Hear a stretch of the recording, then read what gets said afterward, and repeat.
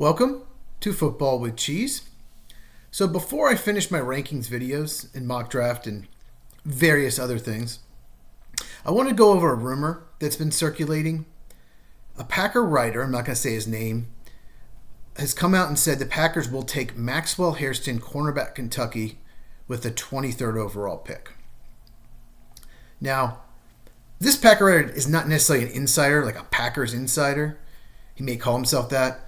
I don't see him report a lot of things. He's been accurate in the past. And I don't want to say his name because I don't want you guys clicking on him because I don't like him very much. There's just not a lot of great Packer writers, believe it or not. But I want to talk about it and where it came from and what I think about it, and I hope it's not true. Here's where I think it's coming from, not any insiders. Daniel Jeremiah mocked Maxwell Hairston to Green Bay in his latest mock, which surprised me because he doesn't really fit their style corner. Every team has measurables they prefer at certain positions. And some teams are very strict. The running back must be this size, this fast, this agile, whatever. Typically, Green Bay's lenient maybe on defensive tackle. They'll draft a 330-pounder or a 285-pounder. Doesn't really matter. Height's not that big a deal either. But corner, over the years, especially in the Brian Gutekunst era, they're typically strict. And here's an example. They have taken one corner since 2018, under 5'11", and that is Jair Alexander. More on him in a little bit. They have drafted none with arm length under 31 inches, none with a 3-cone that was over 7 seconds, none with a 40 that was over 4.55, and none that are under 190 pounds. And Jair Alexander was under 5'11", but he had everything else. He checked every other box, and he had good length, so they forgive the height a little, but he's a little over 5'10". Hairston checks all the boxes, except that he's 183 pounds, and with his slight frame, he's probably maxed out, so unlikely to put on more weight. So I dismissed that prediction because of that. Now, Daniel Jeremiah usually has one of the best mocks, his final mock, every year. He's almost always in the top 9. Some years he's been number 1. If you average the last 10 years, I think he is number 1.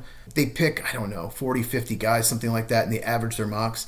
And the reason he's the most accurate is because he listens to scouts. He listens to coaches. He listens to GMs. He's at the combine. He's at the Senior Bowl. He's everywhere. So he hears what they're saying. And then he uses that to say, okay, this guy's going in the first round. Maybe I have him 43 on my board, but he's going in the 20s. Or last year, we both agreed Edgerrin Cooper was a first-round talent. We both had him in the 20s. He went in the 40s. He knew that. He didn't put him in the first round. Off-ball linebacker is just not as valuable a position as some of the others.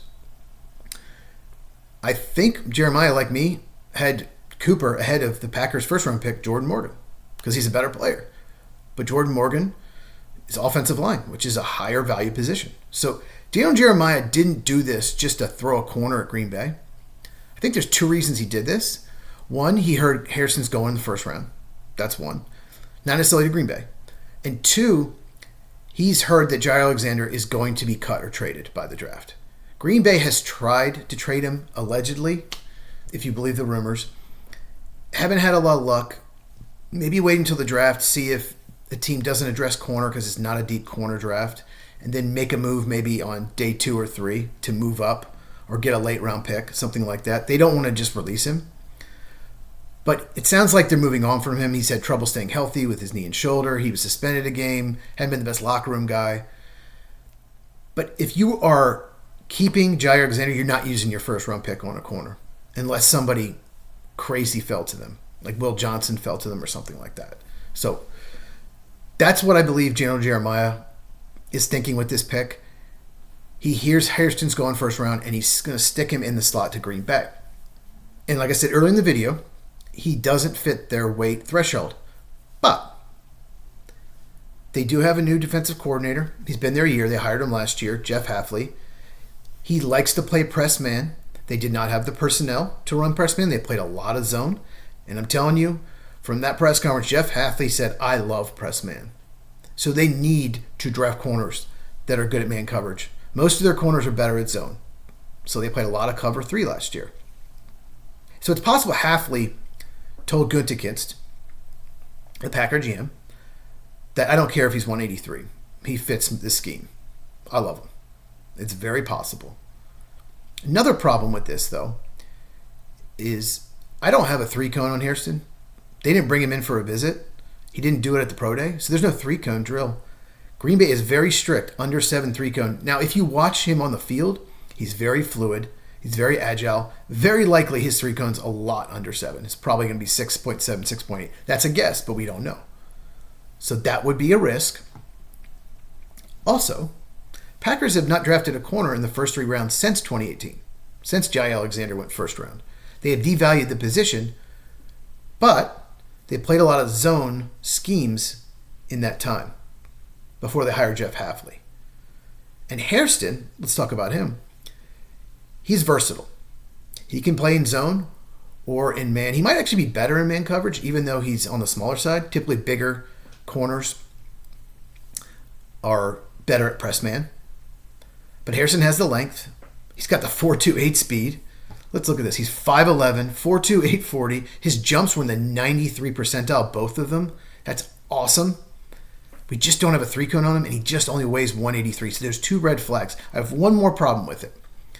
He was not very good this past year, necessarily. He was much better in 2023. And his best game came against Ohio University, where he was incredible, but that's Ohio University. You're not going against any NFL players.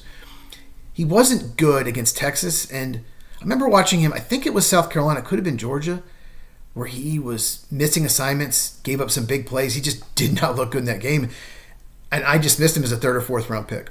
I was looking forward to watching him. I was like, that guy, yeah, he's got talent, but he's a mid-round pick because he doesn't have to play on the field.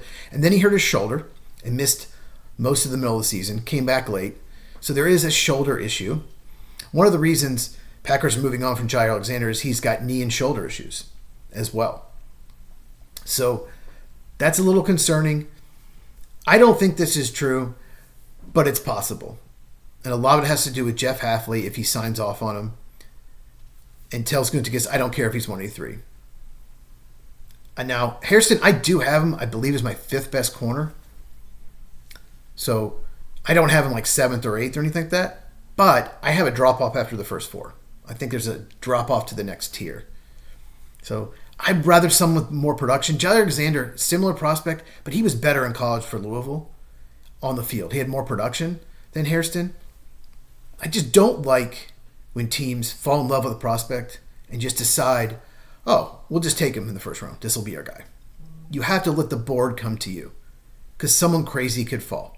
Someone who's projected to go top 10 for whatever reason could fall to you at 23. So you can't just decide, we're taking this guy. Let the board come to you. Take the best player at a premium position. Not necessarily the best athlete, because he's a phenomenal athlete. What Gutekunst likes to do is just take the best athlete on the board, because he's got a higher ceiling, but not necessarily the best football player. It worked with Jai Alexander for a while. It worked with Rashawn Gary. It worked with Jordan Love. That was a good pick.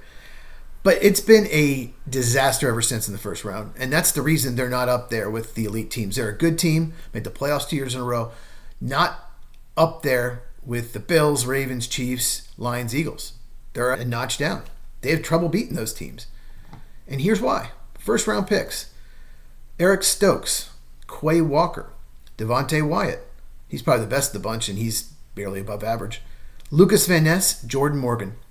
All had tremendous workouts. All elite athletes. Bad football players. Terrible picks. Especially who was on the board. Devontae Wyatt's probably the best of the bunch, but he's not a good run defender. He gets pressure, but he has trouble bringing people down. And you can't keep missing on first-round picks. And Hairston would be a risk. He'd be a huge risk. So I hope this isn't true. I think Hairston's more of a second-round pick. I think his play dictates maybe third round, move him up because of the traits, and he's versatile. Let's pray it's a smokescreen, but I wanted to make a video of it in case it happens.